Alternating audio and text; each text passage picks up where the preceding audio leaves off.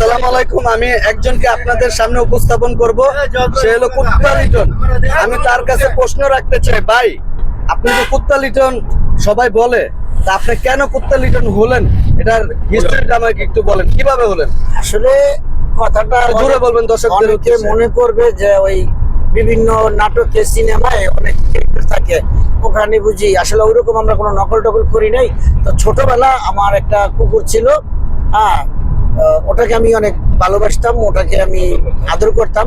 তো আমার কিন্তু যে নামটা আছে, আমার একটা পূর্বের একটা নাম আছে, ছোটবেলা আমার সবাই লিটন বলে ডাকতো আর কি। আচ্ছা আচ্ছা। তো আমি যখন ক্রিকেট খেলি, ফুটবল খেলি, হ্যাঁ। তখন যখন আমি ওভারের জন্য আসি বা ব্যাটিং করতে নামি, হ্যাঁ। তখন আমাকে ওই ডাক দিত, যায় কুত্তা লিটন ব্যাটিং কর, আচ্ছা, এই আচ্ছা। কুত্তা লিটন বল কর, এই আর কি নামটা ছড়িয়ে গেছিল। তারপর ওই আমার যে কুত্তাটার কারণে আর কি কুত্তাটা মাঠে চলে যেত আমার সাথে আচ্ছা, সাথে। আচ্ছা।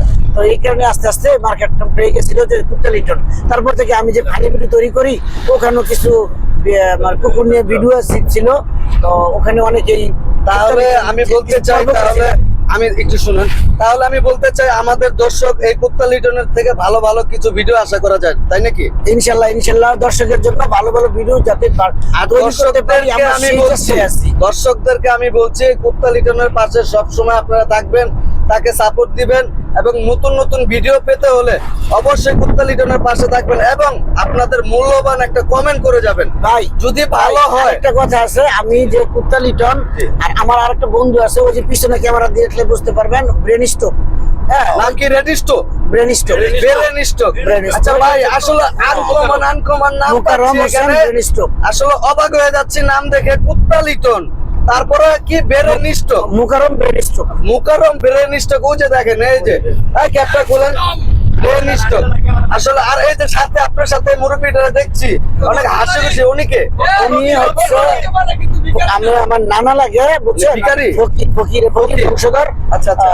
তো বংশ ফকির, তো তারা ফকির বলেন কেন আপনারা? আসলে ওমর নাম, তার নাম হচ্ছে উমর। আচ্ছা, তো উমরের সাথে ফকির অ্যাড করে উমর ফকির হয়। হ্যাঁ। তো টাইটেল মানুষ তো বাংলাদেশের মানুষ জানে না, এই কিতাবি নামটা একটু বেশি বলে, তার জন্য আর কি ফকিরটা একটু বেশি বলে। তো টাইটেলটা দিছে, আর তিনি তো জগতের না। আচ্ছা আচ্ছা। তাহলে আচ্ছা, নানার কাছে একটা প্রশ্ন, এই কুত্তা লিটনের সাথে আইসা আপনার কি অনুভূতি? জোরে বলবেন। আসসালামু আলাইকুম।